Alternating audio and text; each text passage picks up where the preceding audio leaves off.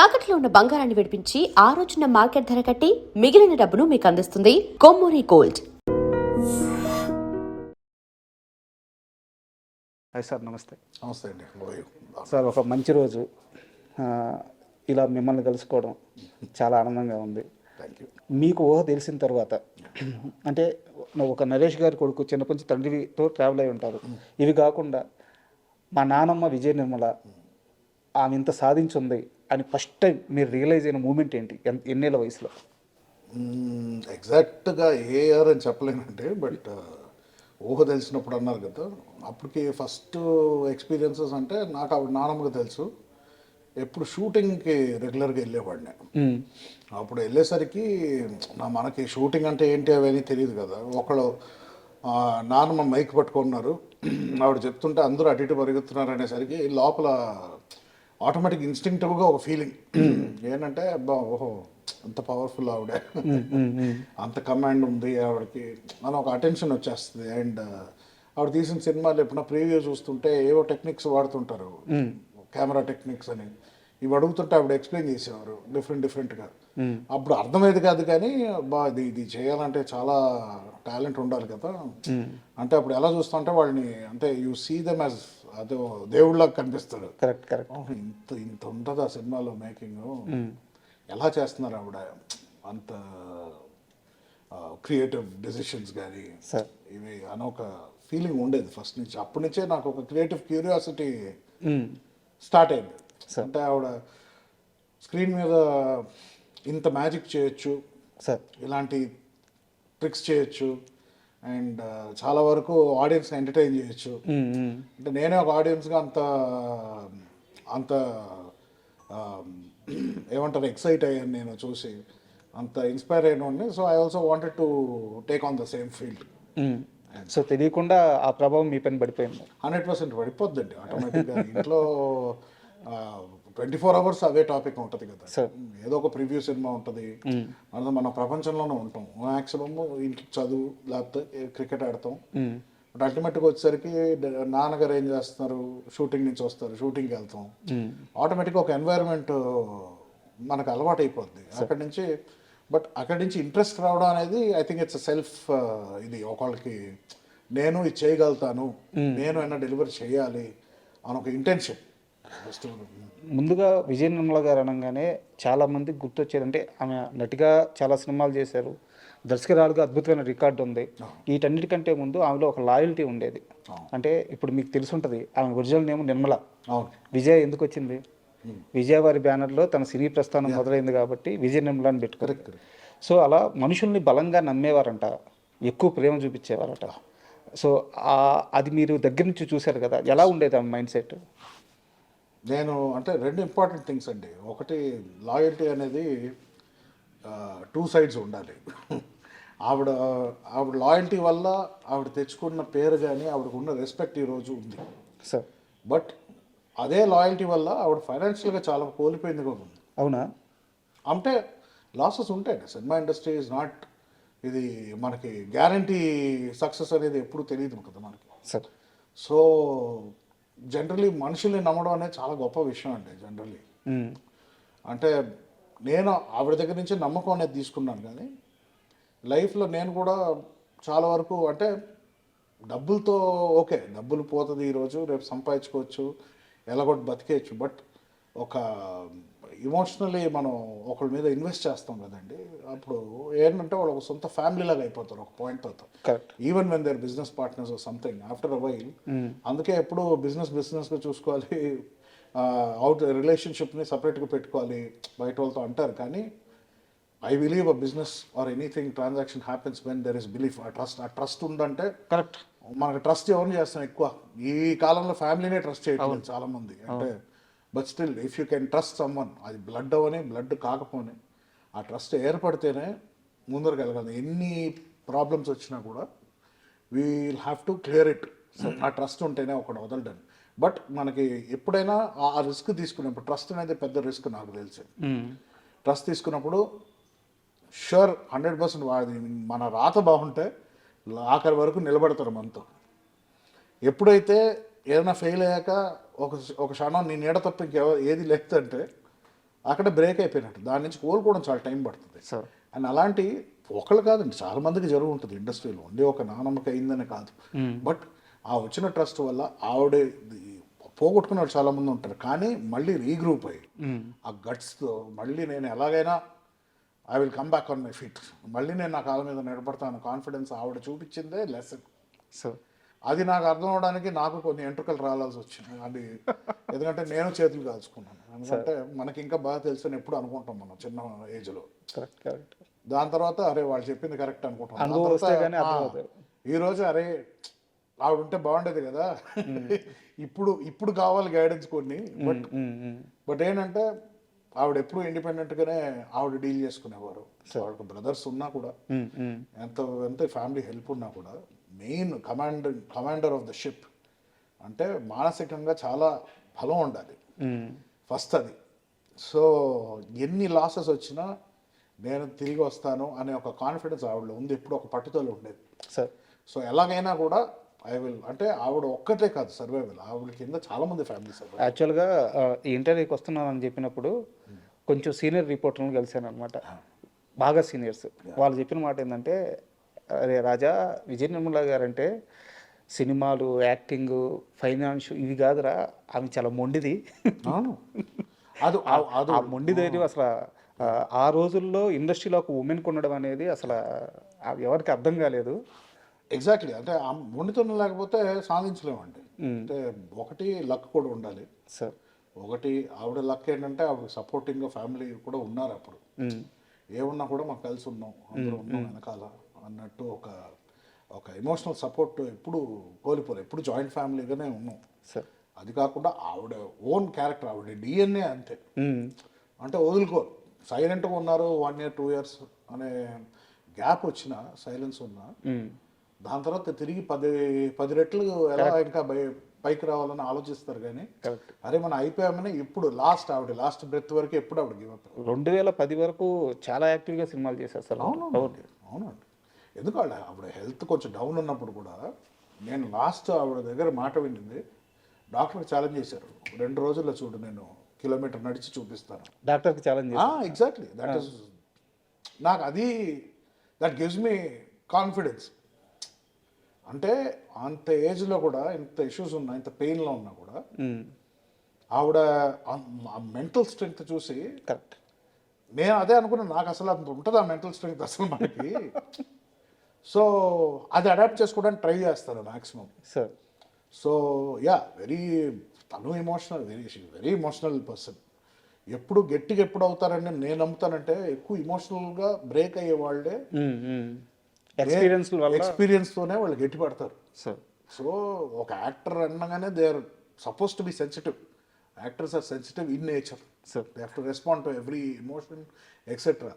So ఆవిడ నాకు తెలిసి చాలా చిన్న పిల్లలాగా, ఒక చిన్న బిడ్డలాగే ఉంటారు. ఆవిడకి ఎమోషన్ వస్తే అది, లేకపోతే ఆవిడ ఎప్పుడు అయితే అందరి కోసం నిలబడాలో గట్టిగా, ఆవిడ ఫస్ట్ ఉండేవారు లైఫ్లో. Correct sir. అవును. ఆవిడ దాటి ఎవరి దగ్గరికైనా రావాలి. అదే ఆవిడ ఫస్ట్ నుంచి ఎస్టాబ్లిష్ చేశారు. అందరూ ఆవిడ నీడలోనే ఉండే. సో ఆ నీడ నుంచి బయటికి రావడం, మళ్ళీ అది అడాప్ట్ చేసుకోవడం అనేది ఇట్స్ అ టాస్క్ దట్ ఇప్పటికీ ట్రై చేస్తున్నాం మాస్టర్ చేయడానికి, కానీ ఎప్పుడవుద్దో మనకు తెలియదు. సార్, విజయ నిర్మల గారి జయంతి అంటే ఇప్పుడు మనం జయంతి అనుకుంటున్నాము, వారు ఉన్నప్పుడు ఆమె బర్త్డే ఎలా జరిగేది అసలు మీకు తెలిసి? ఆ రోజు ఎలా ఉండేది ఫ్యామిలీలో? అంటే మోస్ట్లీ బర్త్డే ఆవిడ సెలబ్రేషన్ ఎక్కువ ఉండదండి, ఫ్యామిలీతో సెలబ్రేట్ చేసుకుంటారు. ఫ్యాన్స్ ఇవన్నీ వచ్చేటప్పుడు, అంటే అప్పుడు చెన్నైలో అయితే తిరుపతి నుంచి వచ్చేవారు ఫ్యాన్స్. ఓకే. చాలా వరకు. బట్ అప్పుడే హైదరాబాద్లో లేను. ప్రాబ్లీ హైదరాబాద్లో జరిగేది నాకు తెలిసి అయితే, బహుశా మెడ్రాస్లో ఉన్నప్పుడైతే ఆవిడ బర్త్డే ఉంటే ఫ్యామిలీ ఫ్రెండ్స్ ఆవిడ తెలిసిన వాళ్ళు పిలుచుకొని కేక్ కట్ చేస్తారు, మంచి డిన్నర్ పెడతారు, అందుకు మంచి భోజనాలు పెడతారు, అందరూ డిస్పర్స్ అవుతారు. యూస్ టు బి సింపుల్ నాకు తెలిసి అయితే. అండ్ చాలామంది చెప్పింది ఏంటంటే, విజయ నిర్మల గారి ప్రతి బర్త్డేకి కొన్ని లక్షల రూపాయల చెక్కులు బయటకు వెళ్తాయి. నాకు ఆవిడ బర్త్డే మోస్ట్లీ హైదరాబాద్లో ఎక్కువ జరిగేది నాకు తెలుసు. ఆవిడ నా బర్త్డేకి ఎక్కువ ఖర్చు పెట్టారు చిన్నప్పుడు ఉన్నప్పుడు. నాకే అర్థమయ్యేది కాదు అది ఎవరి బర్త్డే ఏమి. జనాలు ఈ గేమ్ షోస్ అని పెట్టి పిల్లలకి ఇవి తర్వాత ఆ టెంపుల్స్కి వీటికి ఆవిడ అంటే ఆవిడ రెగ్యులర్గా ఆవిడ Charity చాలా చాలా ఎక్కువ చేసేవారు యాక్చువల్లీ. యా సో యా అంత డీటెయిల్డ్ నాకు నిజంగానే తెలియదు. చెక్ రాశారా పంపించారా ఇవన్నీ నాకు తెలియదు. నా పనిలో నేను ఉండేవాడిని. బట్ నాకు తెలిసి అయితే నా కొన్ని బర్త్డేస్ మటు చాలా గ్రాండ్గా చేశాను. దాని తర్వాత ఎప్పుడైతే పెద్ద అయిపోయానో అక్కడి నుంచి కొంచెం సింపుల్. నేను I wanted it to be simple. Sir యాక్చువల్గా ఈ ఇంటర్వ్యూకి వస్తా మీ గురించి తెలుసుకోవాలని చెప్పి నేను మొత్తం ప్రిపేర్ అవుతున్న సమయంలో నాకు ఒకటి అర్థమైంది. నవీన్ విజయకృష్ణ అంటే విజయ నిర్మల గారి కోసం జీవితం మొత్తం మీరు ట్రావెల్ అయ్యారు. అంటే ఆమె ఎప్పుడు ఏ మాట అడిగితే ఆ మాట ఫుల్ఫిల్ చేయడానికే ట్రావెల్ అయ్యారు. 100%. మీరు ఎడిటర్గా అవ్వడానికి కారణం ఆమె ఒక్కరోజు మందలించడమే. ఏంద్రా లైఫ్ ఒక్క క్వశ్చన్ అడిగిన దానికి కొన్ని సంవత్సరాలు మీరు ఇంటికి రాకుండా శబ్దలయ స్టూడియోలో కింద కొనుక్కొని మరి వర్క్ నేర్చుకొని వర్క్ చేసుకొని ఒక సినిమా ఛాన్స్ దక్కించుకొని కృష్ణవంశీ గారితో మళ్ళీ ఇంటికి తిరిగి వచ్చారు. అక్కడి నుంచి ఎడిటర్గా మీకు ఎంత మంచి పేరు వచ్చిందో ఇండస్ట్రీ వాళ్ళు అందరికీ తెలుసు. అక్కడి నుంచి మళ్ళీ ఆమె నిన్ను యాక్టర్గా చూడాలని ఉందని ఒక్క మాట అడిగిన దానికి ఆ ఎడిటింగ్ అంతా పక్కన పెట్టి యాక్టర్గా మీరు కోవిడ్ ముందు వరకు ఎంత పెద్ద ప్రయాణం చేశారో అందరికీ తెలుసు. నానమ్మ అడిగిన ఏ మాటకి మీరు ఎదురు చెప్పలేదు, నో చెప్పలేదు, దాన్ని ప్రయత్నిస్తూనే ఉన్నారు. ఈ విషయంలో మిమ్మల్ని చాలా సక్సెస్ఫుల్ మనవడం అనుకోవచ్చు. ఏమో నాకు నేను ఏ రోజు నేను సక్సెస్ అయ్యాను అని నేను మైండ్లోకి వెళ్ళిందంటే I think that is the end of my career అని నేను ఫీల్ అవుతాను. నేను కెరీర్ పరంగా అడగట్లేదు, ఏదో ఎలాగైనా ఆ బాండింగ్ పరంగా అడుగుతున్నాను. నేను ఒకటే చెప్తానండి, నేను నాకు దేవుడు అన్నాడు ఉంటే నాకు షష్ఠి పూర్తి వరకు ఉన్నానంటే ఆ రోజు నేను వెనకాల చూసుకొని నేను ఎవాల్యుయేట్ చేసుకుంటాను. అప్పటి వరకు నథింగ్ ఇస్ అన్ అచీవ్మెంట్ నాకు తెలిసి. అంటే చిన్న చిన్న సక్సెస్ ఉంటాయి, but at the same time success అయిపోయిన వెంటనే నెక్స్ట్ ఏంటని ఉంటుంది. వెంటనే ఒక 3 ఫెయిలియర్స్ రావచ్చు. సో ఈ రోజు నేను అప్పుడు సక్సెస్ అయ్యానని కోవిడ్ తర్వాత 4 years బ్యాక్ అయిపోయి. సో ఆవిడ నన్ను యాక్టర్గా చూడాలనుకున్నారు. నేను ఎప్పుడు డైరెక్షన్ వెళ్తున్నానంటే ఆవిడకి నచ్చలా. బట్ నేను యాక్టర్ అవుదామని మధ్యలో అనుకున్నాను, డైరెక్టర్ అవుదామని మధ్యలో ఆఫ్టర్ హర్ డిమైస్ అవుదాం అనుకొని మళ్ళీ నాకు ఆ గిల్ట్ కాన్షియస్ లోపల ఆవిడ ఎక్కడైనా చూస్తూనే ఉంటారు, ఆవిడకి మాట ఇచ్చాము కదా, సరే ఏదో ఒక రకంగా పర్సూ చేయాలి, but I have to be creative. నేను ఇంకా అందరి మీద డిపెండ్ అవ్వలేను. నేను ఫస్ట్ క్రియేటివ్ ఫీల్డ్లోకి వెళ్ళి మెల్లిగా I will see if I can అలాంటి ఆస్కారం అలాంటి ఒక అవకాశం వస్తే నేను అది 100% I will take that journey. So success అనేది I don't think milestones నేను కౌంట్ చేయనండి. ఒకే milestone at the end. Retire అయ్యే టైంలో మనం ఎంత సాధించాం, మనం ఎంతమందికి హెల్ప్ చేయగలిగాం, ఇంతే కౌంట్ అవుద్ది లాస్ట్. అంటే నేను ఏ ప్రాతిపదికన అడిగానంటే, ఈరోజు ఇంట్లో వాళ్ళు బీటెక్ చదివిస్తే, డిగ్రీ చదివిస్తే నెక్స్ట్ ఏం జాబ్ చేయాలని ఇంట్లో వాళ్ళు చెప్తే పిల్లలు వినట్లేదు, వాళ్ళ ఓన్ చాయిస్ ఉంటుంది. బట్ కెరీర్ అంతా ఆమె ఏ మాట అడిగితే ఆ మాట కోసం కెరీర్ అంతా మార్చుకుంటూ వెళ్ళారు. సో ఆ విషయంలో నేను అన్నాను. అంటే అఫ్ కోర్స్ ఎడిటింగ్ చేయాలని ఆవిడ చెప్పలా. అవునవును, యాక్టింగ్ వద్దన్నారు కాబట్టి నేను వేరే ఫీల్డ్ చూస్ చేసుకున్నాను. సో ఎడిటింగ్ అనేది ఇట్ పుల్డ్ మీ. ఎప్పుడైతే ఇంకా చాలు హెల్త్ దెబ్బతింటుంది, నువ్వు యాక్టర్ అవ్వు అన్నారో అవి మొత్తం వదిలేశాను ఇంకా. కరెక్ట్. నాకు చిన్న డౌట్, చెప్పండి. 17 ఏళ్ల వయసు, అంటే 16-17 ఏళ్ల వయసు, బాగా ఎంజాయ్ చేయాలి, నా రేంజ్ చూపించాలి, ఇలాంటి ఒక మైండ్ సెట్ అందరిలోనే ఉంటుంది. నానమ్మ ఒక మాట అడిగిందని చెప్పేసి వెళ్ళి శబ్దాలయలో ఆ కింద ఫ్లోర్లో పనుకొని అక్కడే తింటా, అక్కడే నిద్రపోతా, అక్కడే పనిచేసేటప్పుడు మీకు ఈ బ్యాక్గ్రౌండ్ ఏం గుర్తురాలేదా? నాకు ఒక సామ్రాజ్యం ఉంది, వేల కోట్ల రూపాయల ఆస్తి ఉంది, నేను తలుచుకుంటే ఏమైనా చేయగలను, ఇన్నిటిని వదిలేసి ఆ ఏజ్లో అంత మెచ్యూర్గా ఆలోచించే ఆ శక్తి ఎలా వచ్చింది? ఫస్ట్ ఆఫ్ ఆల్ అలా ఆలోచించే అవకాశం ఇవ్వలేదు ఇంట్లో ఫస్ట్. ఎప్పుడు నాన్నగారా నాన్నమ్మగారా? నాన్నమ్మ గారు దగ్గర నుంచి వస్తుంది, అందరం ఆవిడ ఫుడ్ స్టెప్స్తోనే ఫాలో అయ్యాను కాబట్టి. ఫస్ట్ ఆఫ్ ఆల్ నేను I think around 15 years 16 years అనుకుంటా, ఆవిడ స్విట్జర్లాండ్ ఎక్కడో షూటింగ్కి వెళ్తున్నారంటే జనరల్లీ ఏదో ఒకటి తెచ్చేవారు మాకు అక్కడి నుంచి. ఆ రోజు నేను వెళ్ళి ఏం కావాలి నీకు అక్కడి నుంచి అని అడిగితే నేను వస్తాను స్విట్జర్లాండ్కి అన్నాను. ఓకే అంటే ఆవిడ నీకు డబ్బులు అన్నారు. లేవన్నా. మరి ఎలా వెళ్తావు అన్నా. నీ డబ్బులతో నువ్వు వెళ్ళన్నారు, నీకు తెచ్చేదే ఎక్కువ, నువ్వు ట్రావెల్ అవ్వాలంటే ఒక ఖర్చు, అది ఎంత అవుద్ది, ఆ కష్టం తెలిస్తే నువ్వు ఎంజాయ్ చేస్తావు ట్రిప్ని. ఊరికైనా వెళ్ళిపోతే నువ్వు అసలు ఆ కష్టం తెలీదు, ఎప్పుడు నేర్చుకుంటావు రెస్పాన్సిబిలిటీని అప్పటి నుంచి స్టార్ట్ చేశాను ఫస్ట్. అప్పుడు చాలా డిసప్పాయింట్ అయిపోయాను. 2-3 డేస్ అలా ఎలా అడిగాడు, అది కరెక్ట్ కాదు కదా, అంత తేలిక కాదు కదా మన లైఫ్. నేను హర్ట్ అయిపోయాను. అంటే నాకు ఒక కోరిక అంతే, ట్రావెల్ అవ్వాలి, అందరూ మాట్లాడింది, బట్ అది అంత తప్ప అని నేను రియలైజ్ అయ్యాను అప్పుడు. దాని తర్వాత ఇంకెప్పుడు అన్ని గుండెలు రాలేదు నాకు, ఇంకోసారి ఏదైనా అడగాలి. సో మనం ఎలా ట్యూన్ చేశారంటే ఫస్ట్ నుంచి ఎప్పుడు మన కష్టమే ఇంపార్టెంట్. ఎప్పుడు నీకు దారి ఈరోజు నేను ఉన్నాను, రేపు లేకపోతే నువ్వు ఏం చేస్తావు ఒకటారి రియాలిటీ చెక్లోనే పెంచారు 100%. ఈరోజు ఈ ఆస్తులు ఉన్నాయి, రేపు ఉండకపోతే ఏం చేస్తావు, ఈ క్వశ్చన్స్ అడిగాడు. ఇది ఏంటంటే ఇవి బాగా డీప్గా నాలో పాతుకుపోయినాయి. సో ఆ పరంగా ఆలోచించేవాడిని కానీ. అండ్ ఎప్పుడైతే యాక్టింగ్ అది వద్దన్నారు, సో ఓకే, నాకు ఆ డైరెక్షన్ ఇంట్రెస్ట్ నాకు ఎప్పుడు. సో ఎడిటింగ్ ఫస్ట్ యానిమేషన్ ఏదో ఒకటి చేయాలి, దాంతో ఎడిటర్గా వెళ్ళా. ఇదన్నీ ప్లాన్ చేసుకోలేదు, బట్ ఏదో ఒకటి చేయాలని ఒక ఇంట్రెస్ట్తో ముందరికి వెళ్ళా. మీరు ఎడిటర్గా ఫస్ట్ కృష్ణవంశీ గారి సినిమా వర్క్ చేశారు. అవును. 2 days బ్యాక్ నేను సి రామప్రసాద్ గారికి సినిమాటోగ్రఫీ ఆయన ఇంటర్వ్యూ చేశాను. రైట్. కృష్ణవంశీ పని విషయానికి వస్తే రాక్షసుడు, మనిషి కాదు, భోజనం కూడా తినేవాడు, పని చేస్తా చచ్చిపోరా ఎవరు అడుగుతారు, ఇలా మాట్లాడే మనిషి అని చెప్పారు అనమాట.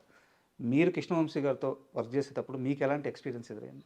నాకంటే అది it was one of the best experience నాకు. ఎందుకంటే నేను ఐ వాజ్ వెరీ యంగ్, నేను వచ్చినప్పుడు 18 years సంథింగ్, అప్పుడే పరిచయం అయ్యాను.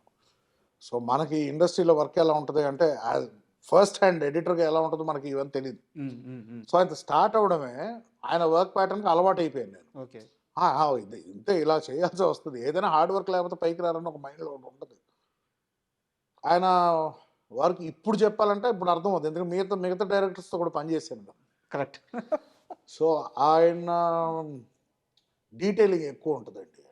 అండ్ ఆయన ఏదో అనుకోని తీస్తారు. ఆయన ఇంప్రొవైజేషన్లు చాలా ఉంటాయి. మళ్ళీ చిన్న ఎగ్జాంపుల్ ఏదన్నా సీన్ గురించి మీ ఇద్దరి మధ్య డిస్కషన్ చెప్తారా? నాకు అంటే ఆయనకి నాకు టెక్నికల్గానే ఎక్కువ డిస్కషన్ ఉండేదండి. నాకు మెయిన్ అంటే నాకు most important very crucial message ఆయన చెప్పింది ఏంటంటే, ఎడిటర్గా నేను ఫస్ట్ ఇప్పుడు ఆ టైంలో యాంథనీ వీళ్ళందరూ ఇప్పుడు టాప్ ఎడిటర్స్, అవును అవును, ఘర్షణ అవన్నీ చేశారు. సో నేను యాజ్ అ కిడ్ నాకేంటి ఆ స్టైల్లో చేయాలి, కూల్గా ఉండాలి, ఎడిటర్ ఎంటీవీ స్టైల్లో ఉండాలి, ఆయనకు నచ్చేది అది. బట్ ఏంటంటారంటే ఎమోషన్ రావట్లేదు అంటారు. నాకు అర్థమయ్యేది కాదు. ఇప్పుడు చేజ్లో ఎమోషన్ ఏముంది, చేసే కదా అన్నమాట. లేదు కాదు, ఆడియన్స్ ఫీల్ అవ్వాలి కదా చేజ్ అంటే, ఆ స్పీడ్ బట్టి కట్స్ పట్టే కదా ఉంటుంది అని నాకు అయ్యేది. అర్థమయ్యేది కదా ఏం చెప్పేవారు. బట్ నాకు రాఖీ టైంలో కొంచెం అర్థమైంది. ఆయన కరెక్ట్గా అంటే ఆయన హడావిడిలో ఆయనకు అర్థమైనట్టుగా ఆయన చెప్పేవారు, నాకు అర్థమయ్యేది కాదు. ఒక ఎక్స్పీరియన్స్ వచ్చింది, నాకు కోపం వచ్చేసేది. బట్ ఎక్కడ చెప్పుకుంటాం, ఫ్రెండ్కి చెప్పుకున్నాను, ఎమోషన్ అంటారు ఏంటి, చేజ్లో ఎమోషన్ ఏముంటుంది, నాకు అర్థం అవ్వట్లేదు అంటే, ఓ పక్కన నాకు అర్థమవుతాయేమో, లేకపోతే ఆయనకు అర్థమవుతుంది నేను అనుకోవడానికి సీన్ లేదు. ఎందుకంటే ఆయన కృష్ణవంశీ అంటే నాకు అంత సీన్ లేదేమో, ఈ సినిమా తర్వాత నన్ను వెళ్ళిపోమంటారో నా ఫ్రస్ట్రేషన్ ఉండేది. ఇంత దూరం వచ్చి ఈ సినిమా చేసి ఇప్పుడు నాకు ఆయన కావాల్సింది ఇవ్వలేకపోతున్నానే అని బాధపడిపోయాడు. రాఖీ తర్వాత చేస్తున్నప్పుడు అప్పుడు కూడా ఇదే, ఏదైనా ఉంటే ఇది తీసేసి, ఇది ఎక్కువ, ఇంకా కావాలంటే అయ్యో ఎంతసేపు అండి సినిమా చూస్తారు, బోర్ కొట్టదా ఏదైనా అంటే కాదు అనేవారు. ఎవ్రీ షాట్కి ఒక లైఫ్ ఉంటుంది, ఎవ్రీ షాట్కి యాక్టర్ బట్టి, ఎమోషన్ బట్టి, డైలాగ్ బట్టి, దానికంటూ ఒక క్యాలిక్యులేటెడ్ లెంగ్త్ ఉండదు. ఒక ఎడిటర్కి నీ పని ఏంటంటే సినిమాకి సోల్ ఉంటుంది, ఆ సోల్ని మెయింటైన్ చేయాలన్నాడు. నాకు కొంచెం అర్థమైంది అప్పటికి. అండ్ ఆయన ఇట్లాగ మ్యాన్ ఆన్ ఫైర్ అని రెఫరెన్స్ ఇచ్చేవారు. నేను ఇప్పటికీ ఆ man on fire Tony Scott ఎలా క్రియేట్ చేసాడు ఎఫెక్ట్, దాంట్లో పడిపోయి అది క్రియేట్ చేశాను. కానీ చేశాను కదా, ఇదే కదా కావాలి మీకంటే, ఆయన ఇది రావట్లేదు, ఇది తీసే అన్నారు. నైట్ అంతా చేశారండి ఇది అంటే, లేదు ఇది రావట్లేదు, మనకి ఎమోషన్ రావట్లేదు. నాకు ఫ్రస్ట్రేషన్ వచ్చేసింది. 2 nights నిద్ర లేకుండా ఈ క్రియేట్ చేస్తే తప్పని తీసేయమన్నారు. ఆయన ఆలోచిస్తారా ఒకటే క్వశ్చన్ అడిగాడు, నువ్వు మ్యాన్ ఆన్ ఫైర్ చూసావా అని అడిగారు. చూశానండి అని. నువ్వు ఎమోషనల్ అయ్యావా అక్కడ? చావునండి అయ్యాను. ఎందుకు అని అంటే, ఎందుకంటే దాంట్లో పలానా సస్టెనెన్స్ ఉంది షార్ట్కి, నువ్వు ఓన్లీ స్టైల్ అడాప్ట్ చేస్తున్నావు కానీ నువ్వు ఎమోషన్ వైపు ఆ డైరెక్టర్ కన్వే చేసిన ఎమోషన్ నువ్వు పట్టుకోలేకపోతున్నావు అన్నారు. అప్పుడు నేను ఏం చేశానంటే మొత్తం మ్యాన్ ఆన్ ఫైర్ సినిమాని DVD రిప్ చేసి ఎడిట్ చేసుకొని ఎన్ని ఫ్రేమ్స్ ఉంది షార్ట్ అని ఉన్న చూడడం స్టార్ట్ చేసి ప్రాక్టికల్ గా గమనించారు. యాక్చువల్లీ ప్రాక్టికల్ గా చూస్తే షార్ట్స్ చాలా పెద్ద షార్ట్స్ ఉన్నాయి దాంట్లో, మధ్యలో ఎఫెక్ట్స్ నువ్వు realise okay okay okay okay మనం తప్పు చేస్తున్నాం అని మెకానికల్ గానే వెళ్తుంటే నేను సరే ఇంత కొంచెం ఇద్దాం ఇంకొంచెం పెంచుదాం ఈయనకి నచ్చుతుంది కాబట్టి ఈ ట్రావెల్ అయింది చరాకి. దాంతో చందమామకి అప్పుడు కొంచెం బుర్ర పనిచేయడం స్టార్ట్ చేసింది.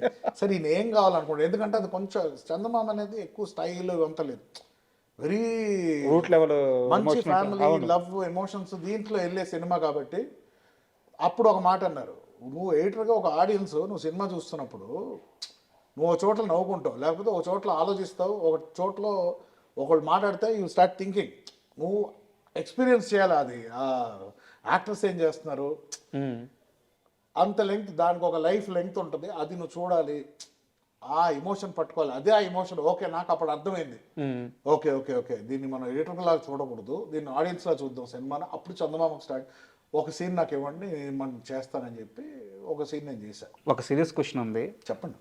అయితే మీరు కరెక్ట్గా సమాధానం చెప్పాలి, స్కిప్ చేయకూడదు. నేను ఎప్పుడు ఏది స్కిప్ చేయలేదు. 2015లో మీ లైఫ్లో ఏం జరిగింది, ఏం జరిగిన తర్వాత మీరు మనిషిగా ఇంకా చాలా మెచ్యూర్గా చాలా మారారట? నాకు పానిక్ అటాక్ వచ్చిందండి ఫస్ట్ టైం. అంటే ఎందువల్ల పానిక్ అటాక్ అంటే అది ఎలా చెప్తాను నేను, అది ఇప్పుడు అది మళ్ళీ అది ట్రిగర్ అవుతుంది నా feel, it was very silly. అప్పుడు ఏదో ఒక టైగర్ అటాక్ అది జరిగింది, అది చూసి కొంచెం ఎఫెక్ట్ అయ్యాను నేను. దాని తర్వాత దాన్ని వేరే ఫొటోస్ రిలీజ్ చేశారు, మా ఫ్రెండ్స్ ఇంట్లో కూర్చొని ఆ ఫొటోస్ చూస్తూ కూర్చున్నా. టైగర్ అటాక్ వేరే వాళ్ళ మీద జరిగిన విజువల్ చూశారు మీరు? చూసా. ఓకే. ఆ టైంకి చూస్తూ చూస్తూ చూస్తూ డీప్గా వెళ్ళిపోయి దాంట్లోకి సడన్గా హైపర్ వెంటిలేషన్ వచ్చింది నాకు. అది ఎందుకు వచ్చింది తెలీదు. ఆ టైంకి నీళ్లు తాగేసాను, సెట్ అయిపోయింది. మళ్ళీ నెక్స్ట్ రోజు ఫ్లైట్ ఎక్కినప్పుడు ఎందుకో అది గుర్తుకొచ్చింది మళ్ళీ. గుర్తుకొచ్చి 1 hour నాకు panic attack anxiety, I didn't know what it was. ఎందుకు ఇలా వస్తుంది నాకు, problem very sub conscious primal లెవెల్లో కొట్టినట్టు ఉంది అది. ఎందుకు వచ్చిందిరా బాబు నేను డాక్టర్స్ని అడిగితే it is this hyper ventilation, medicines వేసుకో. నాకు అప్పుడు అర్థమైంది ఈ మెడిసిన్స్ స్టార్ట్ చేస్తే ఎంతోమంది అప్పుడు చెప్పారు ఇప్పుడు యాంటీ డిప్రెసెంట్స్ లాంటిది యాంగ్జైటీ మెడికేషను, ఒకవేళ అవి స్టార్ట్ చేస్తే it will be an endless process. Correct. First tablet తీసుకొని పడేసా, కానీ కొన్ని రోజుల తర్వాత కుదరలేదండి నా వల్ల ఒంటరి కార్లో ట్రావెల్ అవ్వలేకపోతుండే. ఏంటంటే ఆ టైంలో ఆ ఫీలింగ్ ఎస్కేప్ అవడానికి ఎయిర్పోర్ట్ నుంచి దిగాక కార్ నేను తోలే, అదే ఫీలింగ్లో చాలాసేపు ఒక కెఫేకి వెళ్ళి ఒక ఛాయ్ వేద్దాం, కొంచెంసేపు రిలాక్స్ అవుదాం. ఆ టైంకి ఇంకా ఫీలింగ్, కెఫే ఛాయ్ వేసాక మళ్ళీ అలాగే ఫీలింగ్ వచ్చింది. తర్వాత మా ఫ్రెండ్ వాళ్ళ వైఫ్ ఒకళ్ళు సైకాలజిస్ట్ ఉంటే ఫోన్ చేస్తే, ఏం లేదు జస్ట్ డీప్ బ్రీత్ తీసుకో, రిలాక్స్ అవ్వు అంటే కొంచెం బెటర్ అయ్యా. దాంతో కొంతమందిని కలిసా, ఫ్రెండ్స్ని కలిసాక ఐ వాస్ బెటర్. మళ్ళీ నెక్స్ట్ రోజు నుంచి స్టార్ట్ అయింది అదే feeling, I don't know what to do. So దాని తర్వాత డాక్టర్ అప్పుడు సరే ఓకే ఇది ఎక్కువ అవుతుంది, సరే ఒక యాంగ్జైటీ లాంటిది ఇచ్చారు, ఎప్పుడు నా ఫీలింగ్ వస్తే ఇది వేసుకో. సో అది రోజుకు 3 సార్లు వేసుకున్నామండి.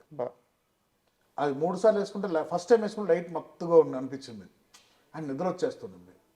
సో సగం నా డైలీ రెగ్యులర్ లైఫ్లో చేసే పనులు నేను చేయలేకపోతున్నాను, ఒంటరి కార్లో ట్రావెల్ అవ్వలేకపోతున్నాను. కొంచెం సేపు ఒంటరిగా ఉంటే ఎక్కడన్నా రూమ్లో యాంగ్జైటీ వచ్చేయడం, టీవీలో ఏదైనా కొంచెం అలా టెన్షన్ చూస్తే యాంగ్జైటీ వచ్చేస్తుంది. చిన్న చిన్న ట్రిగర్స్ మెంటలీ ఎందుకు సఫర్ అవుతున్నాను నాకు తెలియదు. సో అదేంటంటే సర్వైవల్ ఇన్స్టింక్ట్ అంటారు. ఓకే. ఫ్లైట్ ఆర్ ఫైట్ మోడ్లో వెళ్తుంది బ్రెయిన్. ఒకసారి షాక్ అయిందంటే అది కాన్స్టెంట్గా వాన్ చేస్తుంటుంది బ్రెయిన్, ఎక్కడ వెళ్ళినా డేంజర్ ఉంది. సో ఎవ్రీథింగ్ సెటిల్ అయింది. దాని నుంచి అందులోంచి నేను ఎంతమంది సైకాలజిస్ట్ దగ్గరికి వెళ్ళినా వాళ్ళు చెప్పే అడ్వైస్ నాకు ఎక్కల, అంటే నాకు సెట్ అవ్వాల, ఎంత వాడుతున్నా వర్కౌట్ అవ్వాల. ఏమనంటే లాస్ట్కు ఇది మెడిసిన్ వేసుకోమంటారు, అన్నిటికీ మళ్ళీ కెమికల్గా వస్తుంది. ఎలా బయటపడ్డారు మరి? అది చాలా ప్రాసెస్ అండి, అది ఎలా చెప్పా I can't scientifically explain, but ఒకటి ఏంటంటే నేను రియలైజ్ ఏంటంటే ఒక పాయింట్ వరకు లైఫ్లో I was really free happy alone I could travel I do anything. అసలు ఇలాంటి ప్యానిక్ అనేది లేదు మనకి. యాంగ్జైటీస్ వచ్చేది ఏదైనా సినిమా ఓపెనింగ్, అది కామన్ అందరికి. అది వస్తుంది, అది ఓకే కొంతసేపు ఉంటుంది వెళ్ళిపోద్ది. సో ఇది ఇంటూ 10, 100, 200 అయిందండి అప్పుడు. అంటే దాని తర్వాత తగ్గింది, మెల్లి తగ్గింది. దాంతో నేను ఏం చేస్తున్నానంటే ఓకే ఈ ట్రిగర్స్ అవాయిడ్ చేయాలి. ఏంటంటే ఒక పాయింట్ ఆఫ్ లైఫ్ వరకు మనం బాగున్నాం, దాని తర్వాత ఏదో ట్రిగర్ అయింది బాడీలో, ఆర్ డీప్ ఇన్ని రోజులు నా డ్రామాలను పెట్టుకొని అది బయటికి రావడం జరిగిందేమో, ఓపెన్ అయిపోయిందేమో మనకు తెలియదు. సో నేనేంటంటే నిన్న దానికి టర్మ్ ఏం లేదు. ఏంటంటే నాకు ఇప్పుడు నేను ఇలా ఇంటర్వ్యూలో ఉన్నా, ఈ point this is after anxiety అది వచ్చాక. ఇదే సిచ్యువేషన్లో ఇంతకుముందు కూడా ఉండే మాకు. అప్పుడు నేను ఒక విధంగా నా మైండ్ ఉండేది కదా. సో నాకు ఆ ఇంప్రింటింగ్ అప్పుడు ఎలా ఉండేవాళ్ళం, why can't I just behave the same way. At least బ్రెయిన్కి చెప్పడం, బ్రెయిన్కి ఎలాగంటే అది ఎలా ఎక్స్ప్లెయిన్ చేయాలో తెలియదు. సెల్ఫ్ ప్రిపరేషన్ అనుకోవచ్చా? ఎగ్జాక్ట్లీ. బ్రెయిన్ ని నేను ట్రైన్ చేస్తాను. బ్రెయిన్ లో పోయింది ఏదో చిప్పు దుబ్బి మీరు ప్రిపేర్ ఆ చిప్పుని మళ్ళీ మనం సరి చేయాలి. ఇప్పుడు చిప్పుని ఎలా సరి చేస్తా. సో నా fondest memory childhood memories, college memories. And ever since editing అయ్యి యాక్టింగ్ ఎప్పుడైతే స్టార్ట్ అయిందో అక్కడి నుంచే స్టార్ట్ అయిందండి ఈ ప్రెషరు, దరిద్రాలన్నీ ఆ ఒక యాక్టింగ్ ఫీల్డ్ వల్ల స్టార్ట్ అయింది. ఎందుకంటే ఒక టెక్నీషియన్ లైఫ్ సూపర్. ఇంతకుముందు కూడా చెప్పున్నా, టెక్నీషియన్ లైఫ్ ఇస్ 100% స్ట్రెస్ ఉన్న బెస్ట్. ఒక actor's life is not easy. మీ ఇంట్లోనే మీ నాన్నగారు పెద్ద స్టార్, మీ అన్నగారు మీరు ఎక్కడ మాట్లాడినా మహేష్ అన్న అని అంటారు. మీ అన్నగారు మహేష్ గారు పెద్ద పెద్ద సూపర్ స్టార్, కృష్ణ గారు సూపర్ స్టార్. మీరు ఎంతమంది స్టార్స్, విజయ నిర్మల గారు ఎంతమంది స్టార్స్ని చూసారు. అసలు మీ ఇంట్లో ఎన్విరాన్మెంట్ ఎలా ఉండేది? ఈ ప్రజలను ఇంట్లోకి ఆ సినిమా వాతావరణం తీసుకొచ్చే వాళ్ళ, లేకుంటే ఎలా క్యారీ చేసేవాళ్ళు వీళ్ళంతా? ఎప్పుడు అడగలేదు వాళ్ళని ఎలా క్యారీ చేస్తారని. నాకు తెలిసినంత వరకు వాళ్ళు ఎప్పుడు కాన్ఫిడెంట్గానే ఉన్నారు. ఏదైనా ఫెయిలియర్స్, ఏదైనా ఫ్లాప్స్ ఏదైనా వచ్చినా బాధపడతారని తెలుసు. అంటే మన ఇంటి వరకు మహేష్ అన్న అయితే ఓపెన్గా చెప్పారు ఇంటర్వ్యూలోనే, నాకు ఫ్లాప్స్ పడితే నేను బయటికి రాను అని చెప్పేసి, విచ్ ఇస్ వెరీ హ్యూమన్. ఎవరు నిలబడి ఫ్లాప్ అయితే అందులో ఎవరైనా అంత కష్టపడతారు. సో కాల్డ్ డేస్ పెద్ద హీరోలు అయితే సినిమాలు అట్లీస్ట్ ఒక 90 days to 150 days ఇలా నడుస్తాయి. ఎవ్రీ టెక్నీషియన్ ఫ్రమ్ హీరో నుంచి ఇన్వెస్ట్మెంట్ అంత ఇది, దాని యాక్టింగ్, దాంతో డబ్బింగ్ చేసి డైరెక్టర్లు ఇంత పనులు చేసుకున్నాక సినిమా రిలీజ్ అయ్యాక ఎఫర్ట్, అది ఎఫర్ట్ ఏంటి, ఆడియన్స్ని టార్చర్ పెట్టాలని ఎవరు సినిమాలు తీరు సక్సెస్ కోసమే తీస్తారు. సో ఆటోమేటిక్ ఏమైపోతుంది సేమ్ అండి. అంటే నేను కష్టపడి చేసాం, ఎందుకు సక్సెస్ అవ్వలేదు? టార్గెట్ ఆడియన్స్, వాలిడేషన్ కోరుకునేది ఆడియన్స్ నుంచి. ఆడియన్స్ ఇప్పుడు రివర్స్లో ట్రోల్ చేయడం స్టార్ట్ చేస్తున్నారు. అవును. So an industry that is based out of audience, audience ఇది ఇలా ఉంది రెస్పాన్స్ అనేసరికి it is very hard to take for actors నా ఫీలింగ్. సో గుండెని ట్రై చేసుకుంటే మళ్ళీ యాక్టర్ కావడం కష్టం. I don't think there is any actor who is not sensitive. Everyone goes through, at least బాత్రూంలోనే ఏడుస్తారు నాకు తెలిసి. ఎవరికి బయట చూపించుకోపోయినా బాత్రూంలోనే 100% అండి, అది గ్యారంటీ. ఎవరో ఉన్నారంటే దే గ్రేట్, బట్ నాకు తెలిసి అయితే ప్రతి స్టార్కి అయితే తప్పదు, ఇది తప్పదండి. ఒక అదే అంటున్నాను కదా, ఒక గాడ్ స్టేటస్, ఒక స్టార్ స్టేటస్ వచ్చాక to handle that fame is impossible. అది నా country like India where fanaticism, అంటే ఫ్యాన్స్ అనే వాళ్ళు ఫ్యాన్స్ కూడా కాదు, they transcended to different level. Correct. ఏ లెవెల్కి వెళ్తారంటే అది ఒక, నాకు తెలిసి తెలుగులోనే ఉందండి, తమిళ్లో ఉంది, బట్ తెలుగులో ఉన్న పిచ్ అయితే నాకు తెలిసి తెలుగు సినిమాల హీరోలకి ఉన్న పిచ్చి ఎక్కడ లేదు. ఫ్యాన్స్ 100% లేదండి. In a way it's a blessing and it's a curse also. కొత్త డైరెక్టర్స్ వచ్చే వాళ్ళందరినీ మీ నాన్నగారు పట్టేస్తున్నారు. అంటే నాకు తెలిసి డాడ్ నాకు చిన్నప్పటి నుంచే was a little updated man. Correct. ఎప్పుడు కొంచెం ముందు చూపు ఉండేది in a lot of aspects. ఆయన అప్పుడు కూడా 92లోనే నాకు తెలిసి ఒక లాన్సర్ కార్ తెప్పించారు ఆయన. అప్పటికి ఇంకా ఇక్కడ ఇండియాలో రిలీజ్ అవ్వాలి ఆ కారు, ఎర్లీ 90sలో. ఓకే. జపాన్ నుంచి ఇంపోర్ట్ చేసి తీసుకొచ్చారు. ఈ కార్ ఇలా కూడా కారు ఉంటుందా అని అనుకున్నాం. తర్వాత ఇంకో కారు ఎక్స్చేంజ్ చేశారు. ఆయన ఎప్పుడు ఓకే, ఎప్పుడు ఒక స్టెప్ ముందున్నాం ఎప్పుడు అని ఆలోచించే వ్యక్తి అని నాకు తెలుసు. సో ఆటోమేటిక్ బ్రెయిన్ అలా ఉన్నప్పుడు ఈస్ కాన్స్టెంట్లీ అంటే ఆయనకి ఇంట్రెస్ట్ క్రియేట్ చేయాలనే రూప్లోనే ఉంటారు. సార్ సో ఒక క్యారెక్టర్ చెప్తుంటే దిస్ ఇస్ ఎనీథింగ్ న్యూ పర్ఫార్మెన్స్కి నాకు ఉంది స్కోప్ అనుకుంటే చేసేస్తారు. It's simple. Super. And Vijaya Nirmala గారి ప్రస్తావనకు వస్తే ఆమె ఫుడ్ చాలా బాగా వండుతారు, సూపర్ టేస్ట్ ఉంటుంది అని చెప్పి చెప్తారనమాట. మరి మీకెందుకు స్టార్ హోటల్స్లో తినాలని కోరిక? నాకు తెలిసి కొన్ని లక్షల రూపాయలు మీరు స్టార్ హోటల్స్లో ఫుడ్ కోసం, బైక్స్ మెయింటెనెన్స్ కోసం కొన్ని లక్షల రూపాయలు ఖర్చు పెట్టేశారు అని తెలిసింది. నిజమా అబద్ధం? నిజమే. నిజమేనా? బైక్స్కి ఫుడ్కి ఆల్మోస్ట్ 15 years గ్యాప్. మీరు టైం లైన్స్ అంటే ఇంట్లో సేమ్ చెప్పాను కదండి, రూల్స్ ఎక్కువ అని. సో నా బాడీ తత్వమే చిన్నప్పటి నుంచి నేను లావుగానే ఉంటాను. సో నేను మధ్యలో సన్నపడిన సినిమాకి అదొక చిన్న ఇంత percentage of my life. So star హోటల్కి వెళ్ళాలని ఒక క్యూరియాసిటీ ఉండేది. సో వెళ్దాం అంటే ఎందుకు ఇంట్లో ఏం తక్కువ చేశారు, అక్కడికి వెళ్ళి నువ్వు థౌసండ్స్ ఖర్చు పెట్టేది వేస్ట్ బదులు ఇంట్లో తిను. బట్ అదే ఎప్పుడైతే నో చెప్తారో కొంచెం క్యూరియాసిటీ ఇంకా పెరుగుద్ది. కరెక్ట్. బట్ అఫ్ కోర్స్ నాకు పాకెట్ మనీ ఇవంతా తెగ ఇచ్చేవారు కాదు. కొంచెం తెలుసు వీళ్ళకి ఏజ్లో ఇస్తే అనవసరమైన అలవాట్లు ఇవన్నీ స్టార్ట్ అవుతాయి, ఫ్రీడమ్ ఇవ్వకూడదు ఎక్కువ. సో కొంచెం కంట్రోల్లో ఉంటేనే కరెక్ట్ అనుకునే వాడు పెట్టేవారు. ఇప్పుడు ఎప్పుడైతే ఎడిటింగ్ స్టార్ట్ అయిందో నాకు పేమెంట్ సక్సెస్ఫుల్ ఎడిటర్ అయిపోయాం. ప్రోమోస్, అది కూడా ప్రోమోస్ అంటే మనకి డైలీ పేమెంట్స్ ఉంటాయి. సరే, సారీ టు ఇంటరప్ట్ యూ. అది ఇది వేరే ఇంటర్వ్యూలో కూడా విన్నాను, 1000 పైగా ప్రోమోలు చేశాను అని చెప్పి అన్నారు. నాకు ఆ ప్రోమోలు అంటే అర్థం కాలేదు, అది అడగదాం. ప్రోమోస్ అంటే ట్రైలర్స్ అండి. ట్రైలర్స్ సినిమా ట్రైలర్స్ ఈ పైన అంటే మేబీ ఒక ఫిగర్ ఆఫ్ స్పీచ్ ప్రాబ్లీ ఒక 400-500 చేసి ఉంటాను. ఓకే. అంటే నేను ఒక్కనే కూర్చుంటే మా టీం ఉండేది, అంటే నాకు అసిస్టెంట్స్ ఉండేవారు. ఓకే. వాళ్ళు చేసి నేను చూసేది ఇలా ట్రైలర్ లెక్క లేదు, చాలా చేసాం, నాకే లెక్కలేదు, కొన్ని సినిమాల పేర్లు కూడా గుర్తులేవు. Sir please continue. ఆటోమేటిక్గా ఫ్రీడమ్ వచ్చేటప్పటికి ఒక ఫీలింగ్ ఉంటుంది.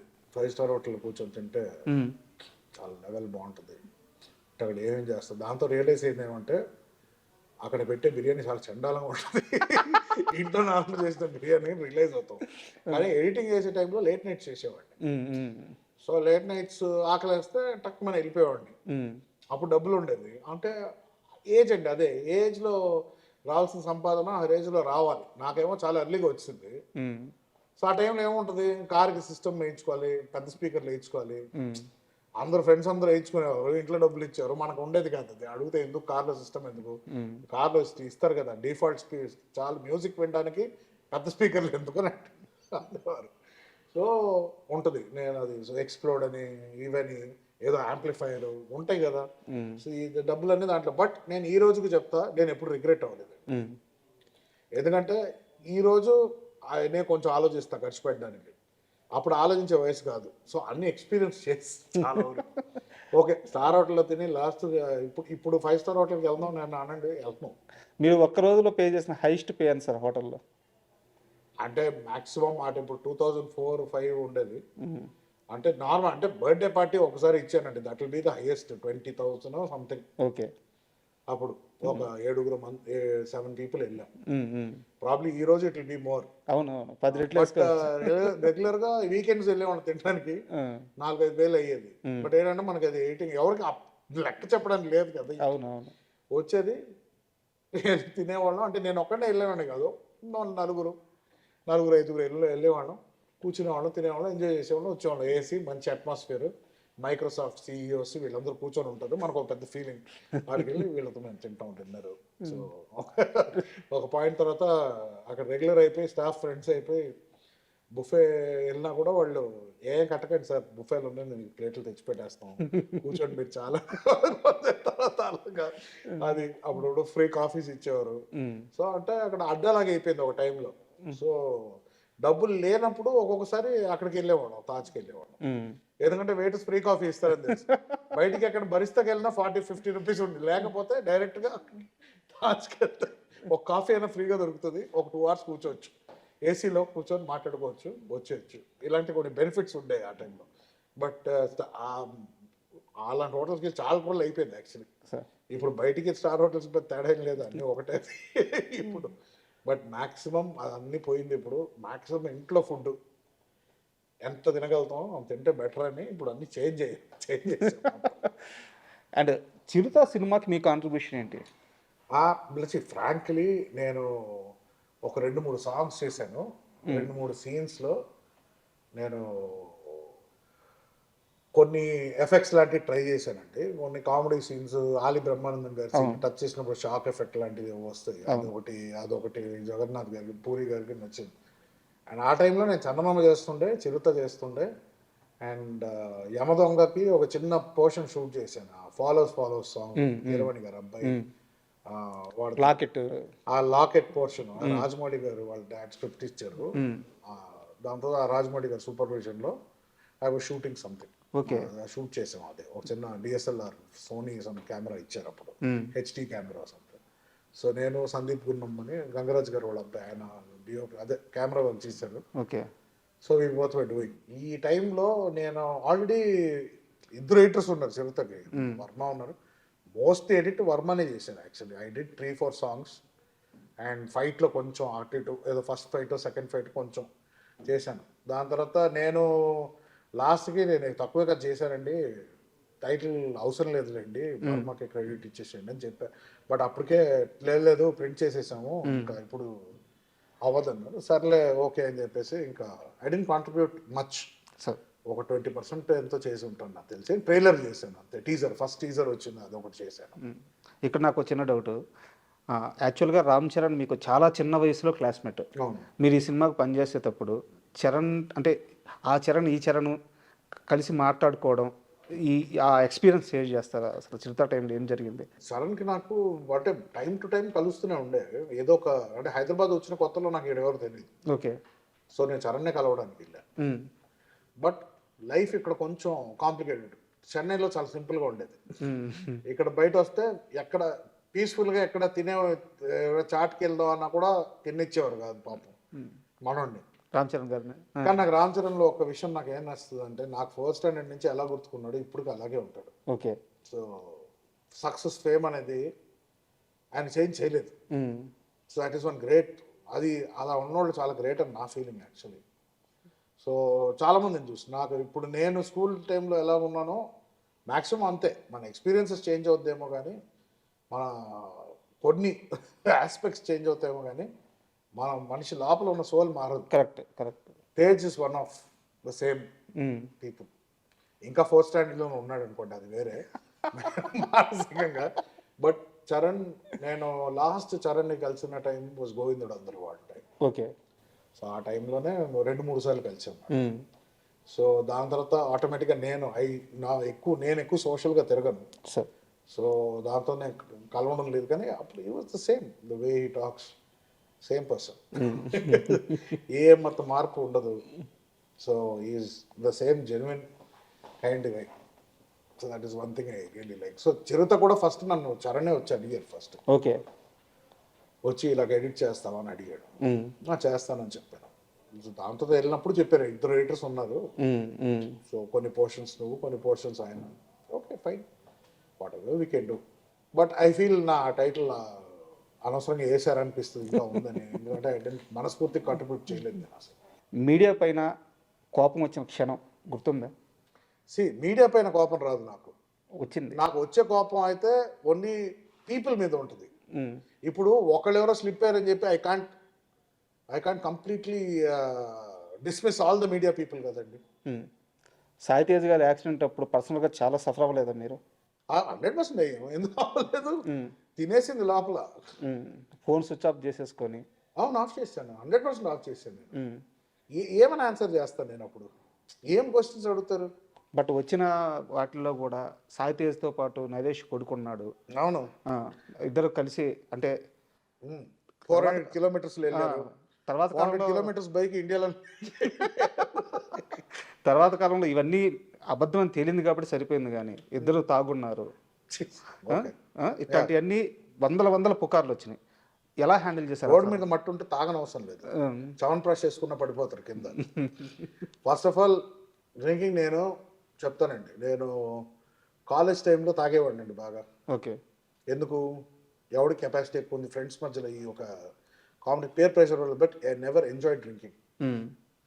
ఏదో మీట్ ఏదో కలిస్తే ఫ్రెండ్స్తో కలిసినప్పుడు నేనుగా వెళ్ళి తాగేది అండ్ తాగేయడానికి ప్రోగ్రాంలు వేసుకునే ఇది కాదు. Okay, I don't know, I'm a smoker, sir. I smoke till today. నేను ఎప్పుడు క్విట్ చేస్తాను నాకు తెలియదు. అదొకటే నాకు ఇస్తుంది ఆనందం. నేను చాయ్ ఇష్టం, నాకు బ్లాక్ కాఫీ ఇష్టం, ఇంతే. మందు ఎప్పుడు ఇష్టపడలేదు దాంతో, అంటే never longed for it. Okay, Tej అయితే అసలు పాపం వాడు only tea drinker, black coffee కూడా తాగడు, టీ డ్రింకర్. మాకు అసలు మా బ్యాచ్ టీటోట్లర్ బ్యాచ్. సార్. పార్టీకి ఎప్పుడు వెళ్తాం మేము పబ్కి, ఎప్పుడన్నా కలిసి ఎప్పుడన్నా బయటికి వెళ్దాం రా మ్యూజిక్ అంటే వెళ్తాం. ఒక వైపు వెళ్తే ఒక బీర్ ఏదో తాగుతా, జస్ట్ ఫర్ ద మూడ్. అంతేగాని ఓ తాగేసి, first of all sports bike తాగి నడపడం ఏంటండి,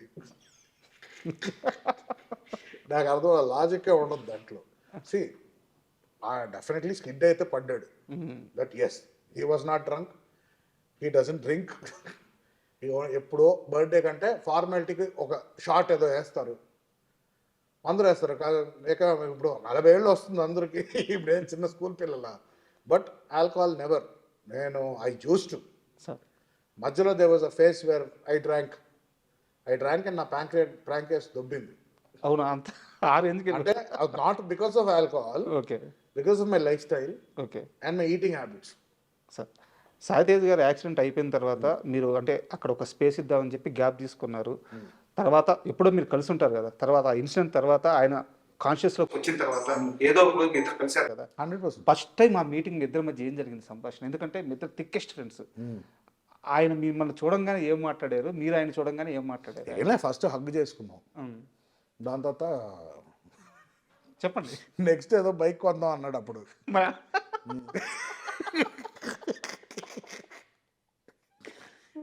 సో ఆ మోడల్ పేరు చెప్పి నెక్స్ట్ ఏంటి ఇదా, 400 కిలోమీటర్స్ ఎలా వెళ్ళేవారు నువ్వు స్ట్రీట్ ట్రిపుల్ బైక్లో అడిగా. తెలుసా ఆయనకి మీడియాలో అంతా ఇదంతా నడిచింది ఆయనకి తెలుసా? తెలుసు, అన్ని తెలుసు. పాపం రికవర్ అయ్యే టైంలో రికవర్ అయ్యేటప్పుడు చాలా మెంటలీ డౌన్ ఉంటారు పేషెంట్స్. సో బాడీ డౌన్ ఉంటుంది, ఎనర్జీ లెవెల్స్ డౌన్ ఉంటుంది. ఎందుకంటే మనోడే ఏజ్డ్ పర్సన్ కాదు కదా, ఈ వాజ్ యంగ్, యాక్టివ్, ఎవ్రీథింగ్. ఇప్పుడు ఏంటి, బ్రెయిన్ రెస్పాండ్ అవ్వడానికి టైం పడుతుంది, స్పీచ్ ఇంపైర్మెంట్ ఉంది. సో లోపల మానసికంగా నాకే ఒక 2-3 సర్జరీస్ తర్వాత రికవర్ అయ్యే 15 days చాలా చిరాకుగా ఉంటుంది. ఏం చేయలేకపోతున్నాం, బయటికి వెళ్ళలేకపోతున్నాము, బెడ్లోనే పడుకోవాలి. పాపం అన్ని రోజులు ఈ was there on the bed. So will be frustrated. So వచ్చాక అది కన్సోలింగ్ ఇవన్నీ ఎవడు చేయకూడదని నా ఫీలింగ్. అండ్ నా గురించి తెలుసు, నేను ఏది సీరియస్గా తీసుకోవాలని తెలుసు, unless it is death. But మీలాంటి ఇద్దరు ఫ్రెండ్స్ కలిసినప్పుడు అది ఏ సిచ్యువేషన్ అయినా చాలా ఫార్మల్గా అయితే ఉండదు. ఫార్మల్గా ఎప్పుడు లేదు, ఏదైనా ఎక్కువ నవ్వుకుంటాం, లేకపోతే కోపాల్లో ఉంటాం, అంతే. తిట్టుకుంటాం. మీరు చెప్పారా రే ఇన్సిడెంట్ తర్వాత నా బైక్స్ అన్ని అమ్మేసాడు నానని? వాడికి చెప్పలే, అమ్మే అయిపోయింది, బైక్స్ ఏమైంది అన్నాడు, అయిపోయినాను, ప్యాకప్. ఏం సార్ మీ ఇద్దరి మధ్య అంత థిక్ రిలేషన్, అంటే అది ఫ్యామిలీ బాండింగ్ లాగా అయిపోయింది, ఎలా సెట్ అయింది అంత స్నేహం ఇద్దరి మధ్య? ఇప్పుడు మీరు అడిగిన క్వశ్చన్కి స్క్రీన్ ప్లే ఆఫ్ లైఫ్ అంతే. What is meant to be అది జరగాలని రాసి పెట్టుంది. చెన్నైలో మేము హార్డ్లీ 4-5 years కలిసి ఉన్నాం. దాంతో హైదరాబాద్కి వచ్చాడు, నేను కాల్ చేయలేదు, నాకు నంబర్ లేదు. హైదరాబాద్కి వచ్చాక చరణ్ని కలిసాక తేజ్ నెంబర్ తీసుకున్నా. ఓకే, ఫోన్ చేశా, కలిసాము. అప్పుడు మేము క్రికెట్ ఆడేవాళ్ళం. సో మనోడు రాజూస్ క్రికెట్ క్లబ్లో ఆడేవాడు. ఒకరోజు ఎవరో చెప్పారు క్రికెట్ 6లు బాగా వేస్తున్నాడు అక్కడ, సూపర్ మీ ఫ్రెండ్ అంటే, అప్పుడు నేను వెళ్ళా, కలిసాం. మళ్ళీ ఒకసారి కలిసాం. దాని తర్వాత కొన్ని 1-2 years కలవలేదు. ఓకే, దాని తర్వాత సబ్వేలో కలిసా. తర్వాత అప్పటికి ఇంకా మనోడు యాక్టింగ్ ఏం లేవు, నేను ఎడిటింగ్లో ఉన్నప్పుడు. అప్పుడు సబ్వేలో కలిసా ఇంకో ఫ్రెండ్తో. మళ్ళీ అప్పుడు స్టార్ట్ అయింది పరిచయం. మళ్ళీ అప్పుడు మీట్ అవ్వడం స్టార్ట్ అయింది. ఓకే, దాంతో రెగ్యులర్ కలవడం స్టార్ట్ అయ్యింది మళ్ళీ. బట్ ఇదేంటంటే ఫ్రమ్ నేను I think I was in 4th or 5th. అప్పుడు ఆ టైం నుంచి నాకు ఒక ఎవ్రీ ఫేజ్లో కలుస్తూ ఉండేవాడు. So every time we met, అది ఒక బ్రదర్ బాండింగ్ లాగా అయిపోయింది. అంటే చిన్నప్పుడు ఆ 4-5 years వాడిని బాగా టార్చర్ పెట్టా క్రికెట్ నేర్పించాలని. కొట్టేవాడిని, తిట్టేవాడిని. అవునా? వీడు రాడనుకునేవాడు, మళ్ళీ ఇంకా వచ్చేవాడు మళ్ళీ. ఉమ్. ఇదే లేదు నేను బాగా ఆడతానని చెప్పి వచ్చాడు. అప్పుడు అదేదో పెద్ద నేను కోచ్ మనోడు, బట్ ట్రైనింగ్ అయితే చాలా ఇంటెన్స్గా ఇచ్చేవాడు ఆ టైంలో. అయితే మీ ప్రభావం ఆ షాట్లన్నీ ఏమో అది వాడిని అడగాలి, నాకు తెలియదు. అడగాలి ఎవరు చేస్తారు. మామూలుగా కొట్టడు బాల్ని. అవునవును, బాగా కొడతాడు, గట్టి కొడతాడు. దాని తర్వాత ఇక్కడ రావడం, ఇక్కడ ఇక్కడ కలిసాక ఫస్ట్ 2 times జస్ట్ కలిసాం అంతే, మాట్లాడుకున్నాం, అయిపోయింది. ఎప్పుడైతే ఆ సబ్వేలో కలిసామో అక్కడి నుంచి daily, this was in 2001 or 2004 అనుకుంటా. బా. 2004-05లో కలిసాం. ఇంకా అక్కడి నుంచి ఇప్పటి వరకు కంటిన్యూస్గా, ఇంకా గ్యాప్ లేదు. సో ఏంటంటే చిన్నప్పుడు అలా చూశాను కదా, సో ఆటోమేటిక్గా ఒక తమ్ముళ్ళలాగే ఉండేది. ఇది వాడు సక్సెస్ నా సక్సెస్ అని నేను వాడిని ట్రైన్ చేయాలి ఆయనకి ఎందుకో వచ్చింది. నాకు చరణ్తో ఎప్పుడు నాకు అలా లేదు. ఓకే. తేజ్ నాకన్నా కొంచెం చిన్నోడు కాబట్టి చిన్నప్పుడు తమ్ముళ్ళలాగే చూసేవాడిని నేను. సో ఇక్కడ కలిసాక అదే ఇది స్టార్ట్ అయింది. దాంతో వాడు కెరియర్ గురించి మాట్లాడినా, ఇలాంటి సినిమాలు చేద్దాం అనుకుంటున్నా, సో ఫస్ట్ డాక్టర్ అవుదాం అనుకుంటున్నాను అంటే, నేను పిచ్చా అన్నాను. నువ్వు అసలు చదువు వచ్చా నీకు? అసలు నువ్వు సినిమాలు కనీసం ఫ్లాప్ సినిమా తీస్తే ఆడియన్స్ ఇరిటేట్ అవుతారు, ఇక్కడ నువ్వు తప్పు చేస్తే జనాలు చచ్చిపోతారు, నీకు నీ రిస్క్ తెలుస్తుందా నీకు అని చెప్పారు. దాని తర్వాత he decided he wanted to act and everything. అయితే డాక్టర్ కావాల్సిన ఆయన యాక్టర్ చేసింది మీరే. నేనేం చేయలేదబ్బా, అంతా వాళ్ళ డిసిషన్ ఉంటుంది, మనం ఎవ్వరు ఏం చేయరు. ట్రాక్ మార్చేసింది మీరే. వాడు నిజంగానే డాక్టర్ అవ్వాలనుకుంటే ఎంతమంది చెప్పినా డాక్టర్ అయ్యేవాడు. వాడు యాక్టర్ అవుదాం అనుకున్నాడని డాక్టర్ని చంపేసాడు వాళ్ళు. స్టెథోస్కోప్తో ఉరి తీసాడు డాక్టర్ని. So it's his decision ultimately. వాడు ఏదైనా అదే కదా whole policy, do what ever you want, but అంతే. బట్ ప్రాపర్గా చేయి అంతే. ఏదున్నా కూడా 100% దిగితే దాంట్లో దిగిపోవాలి అంతే. కానీ వెరీ గుడ్ సోల్ అండి. అంటే ఫస్ట్ టైం కలుస్తుంటే వాళ్ళు ఎంత చిన్నవాళ్ళైనా ఎంత పెద్దవాళ్ళైనా అవును, ఎంత ఆప్యాయంగా దగ్గరికి తీసుకుంటారు, ఎంత ఆప్యాయంగా మాట్లాడతారు. తేజ్ నాకు చిన్నప్పుడు చాలా అండర్ కాన్ఫిడెంట్గా ఉండేవాడు, షై ఎక్కువ, చాలా కొంచెం భయం, షైనెస్ ఎక్కువ. అండ్ చిన్నప్పుడు ఏంటంటే ఆ ట్రైట్స్ ఉండిపోతాయి మనలో. అది యాజ్ వి గ్రో కాన్ఫిడెన్స్ రావచ్చు కానీ, బట్ ఇది ఇప్పుడు is very more confident person, especially after the incident, him coming back and giving hits. Change చేసింది ఆయన్ని 100% చేంజ్ చేస్తుంది ఎనీ మనిషి అండి. ఒకసారి లైఫ్ అండ్ డెత్ మధ్యలో ఉండి వచ్చామంటే మనిషి 100% మారుతారండి. Everything what you look at, అంటే ప్రతి ఒక ఆస్పెక్ట్ విల్ సీమ్ డిఫరెంట్. ఏ టైం అయినా నేను పోవచ్చు కదా, why am I taking this seriously? చూసుంటారు కదా, నెక్స్ట్ టైం చూసేస్తారు కదా. ఇంకా 100% మారుస్తుంది మనిషిని. చెప్పాడా ఎప్పుడైనా? చెప్పాడా మామ అయిపోతాను అనుకున్నాను, ఏం అర్థం కాదు? అవంతా అంత డీప్గా ఏం మాట్లాడడం అండి. ఎందుకంటే మనం కలిసినప్పుడు అది పెట్టకూడదు, అది ఆ ట్రిగర్ పెట్టకూడదు. ఆ ట్రిగర్ అది ఎప్పుడు ఉంటుందో ట్రిగర్. సో అది మైండ్ ఆటోమేటిక్గా స్ట్రెంగ్త్ అయిపోయి, స్ట్రాంగ్ అయిపోయి దాన్ని ఫేడ్ అయిపోద్ది. ఇంకా ఒక పాయింట్ తర్వాత అబ్బా అప్పుడు ఎప్పుడో ఒకటి అయిందని గుర్తుకుంటుంది మనకి అంతే. సో దాన్ని మనం గుచ్చి మాట్లాడడం, టాక్ ఎనీథింగ్ ఎల్స్ అంటే, అన్లెస్ అది నేను బాదర్ చేస్తుందంటే దాని గురించి మాట్లాడతాం. మరి ఇంత క్లోజ్ ఫ్రెండ్స్ ఇద్దరు పెళ్లి గురించి ఆలోచించట్లేదండి? ఎవ్రీడే ఆలోచిస్తాం, ఎవరు దొరకట్లేదు. నిజంగా ఆలోచిస్తున్నారా? ఆలోచిస్తామండి, ఎందుకంటే మా ఇంట్లోనే చాలా సక్సెస్ఫుల్ రిలేషన్షిప్స్ ఉన్నాయి. అంటే నాన్నమ్మ గారి, కృష్ణ గారిది ఇటు చూస్తాం, ఇంట్లో ఆంటీస్ వాళ్ళు. Ultimately what ever any life ఒక రిలేషన్షిప్లోనే ఎండ్ అవుద్ది. అండ్ ఎగ్జాంపుల్స్ ఉన్నాయి. So I always believed in a good family. What ever you do out side, మనం బయట ఏం చేస్తామో దట్ ఈస్ కంప్లీట్లీ డిఫరెంట్. అది వదిలేసి ఇంటికి వచ్చాక, అప్పుడు చెన్నైలో ఒక అట్మాస్ఫియర్ ఉండేది, ఇంటికి వస్తే అది ఒక safe space, nothing can enter. అది ఇప్పటికే ఐ క్రేవ్ ఫర్ ఇట్. ఇప్పుడు చాలామంది లేరు లైఫ్లో, బట్ ఆ atmosphere I feel it is నా responsibility to create that for the future generation. అంటే ఒక మ్యారీడ్ లైఫ్ గురించి మీకు మంచి అవగాహన ఉంది, అర్థమవుతుంది మీ మాటల్లో. బట్ ఎందుకు అటువైపు, అంటే రీజన్, అంటే పర్టికులర్ రీజన్ అండి? నచ్చిన అమ్మాయి దొరకట్లేదా? Right place at the right time అంటారు కదండి. టైం రాలేదా? ఆ టైమింగ్ కుదరలే లైఫ్లో ఎప్పుడు. ఎయిదర్ రాంగ్ అమ్మాయిలను కలవడము, ఆర్ వాళ్ళు రాంగ్ పర్సన్ నన్ను కలిసారేమో. ఇంట్లో తప్పు గిప్పు లేదు కానీ కంపాటబిలిటీ కుదరకపోవడం వల్ల అండ్ ఎలా చెప్తాను, ఫస్ట్ 20 to 30 పాపం ఒక అమ్మాయి కోసం వెయిట్ చేశాను. ఆ అమ్మాయి తిరిగి కూడా రాలా, పెళ్లి చేసుకుని వెళ్ళిపోయింది. సో ఆ మోస్ట్ ప్రైమ్ ఇయర్స్ నేను ఇంకే అమ్మాయిని చూడలేదు. ఆ 30 years తర్వాత ఏంటన్నా ఇంత వీపీగండి అయిపోయానా అని అనుకున్నాను నేను. So after that mindset change అయింది. సో నా first relationship was after my 30s. So అప్పుడు నేను 17లో ఉన్నట్టు ఉన్నది, నాకు everything was new. Couldn't understand, navigation కుదరలా. సో కొన్ని వర్కౌట్ అవ్వాలి రిలేషన్షిప్స్. బట్ నాకు తెలిసినంత వరకు, నేను కనుక్కున్నంత వరకు నేను అడుగుతున్నాను, ఆరెంజ్ సినిమా ఉంది కదా, orange movie, orange Ram Charan గారు, అవునవునవును, మీ లైఫ్ అని చెప్తారు చాలా మంది. యాక్చువల్లీ సరిగ్గా గుర్తుకులేదు ఆ సినిమా నాకు. అంటే ఏదున్నా మొహం మీద చెప్పేస్తారు, నిజం చెప్పేస్తారు, రిలేషన్షిప్స్ క్యారీ అవ్వవు, బ్రేక్ అయిపోతుంటాయి అని చెప్పేసి. యా, అల్టిమేట్లీ నేను అదే కదా, రిలేషన్షిప్ నువ్వు మ్యారేజ్ చేసుకున్నా కూడా నా రిలేషన్షిప్ బాగుందని ఎప్పుడు అంటానంటే డెత్ బెడ్ మీద ఉన్నప్పుడు అంట. అప్పటికి ఇంకా వైఫ్ నాతో ఉందంటే very good relationship, my soulmate. లేకపోతే 50-60 కూడా డివోర్స్ అయిపోయి ఉన్నారు.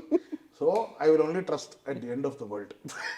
At the end of my world ఏదైనా ఇది ఇది ఇది నన్ను కంప్లీట్ చేసింది, దిస్ ఇస్ మై సోల్మేట్, నేను అచీవ్ చేశాను అనేది ఆ టైంలో డిసైడ్ చేయాలి, కానీ ఈ టైంలో ఏది. సరే, ఇప్పుడు ఓపెన్గా ఒకటి చెప్పండి.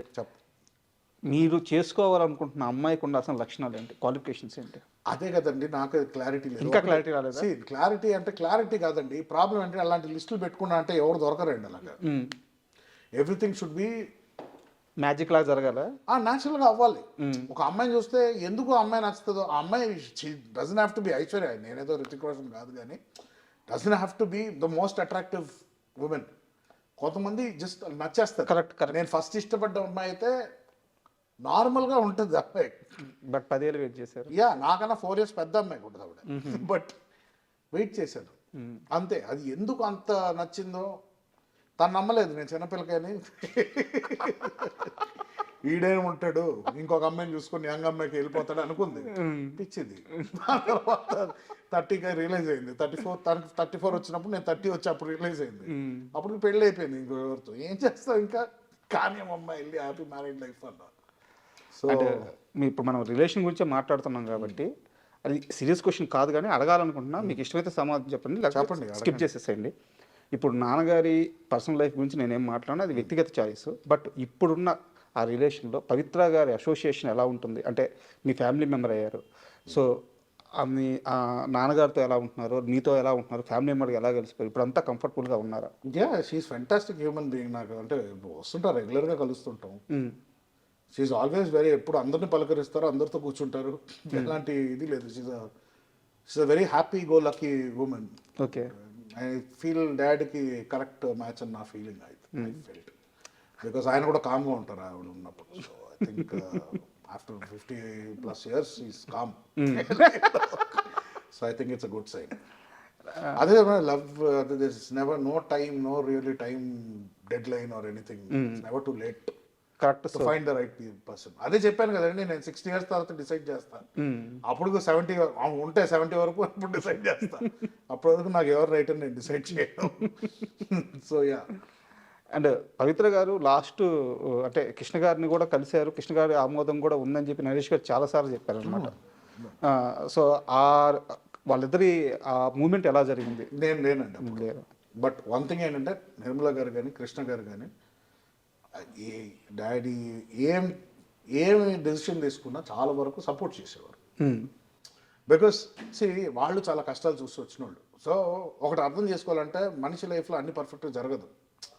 ఒకటి దానికి కట్టుబడిపోయి మనం యాంకర్ అయిపోయి అక్కడే ఉంటావా, ఆర్ ఆప్షన్ ఉంది ఏమైనా చేసుకుంటావా, you want make something good of life, today is happy.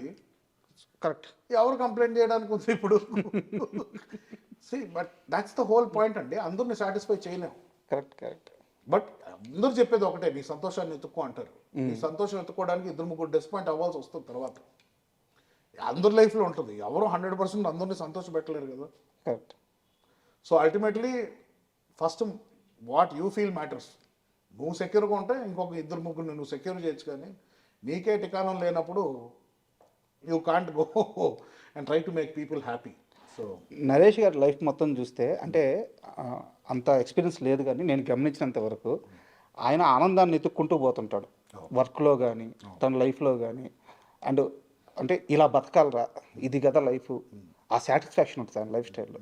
మీ నాన్నగారి లైఫ్ నుంచి ఏమైనా తీసుకోవాలంటే, ఏమైనా నేర్చుకోవాలంటే మీరు కోరుకునేది ఏంటి? నేను కోరుకున్నా కూడా అవ్వదండి అది. ఆయన ఎమోషనల్ పర్సన్, బట్ కొన్ని విషయాల్లో ఆయన ఎమోషన్ మేనేజ్ చేసే లెవెల్లో నేను మేనేజ్ చేయలేను, అండ్ దట్స్ నాట్ పాసిబుల్. అది నాకు మా మదర్ సైడ్ నుంచి వచ్చిందో మరి నాకు తెలియదు, but that is what I'm. So ఆ లెవెల్లో ఆయన కొంచెం ఎఫిషియన్సీ ఇంకా ఎక్కువ ఉంటుంది. ఎమోషన్స్ని కొంచెం ఆయన కొంచెం పక్కన పెట్టైనా కూడా he can finish some tasks. But when నాకు కొంచెం, నేను ఎమోషనల్ పర్సన్ని నేను.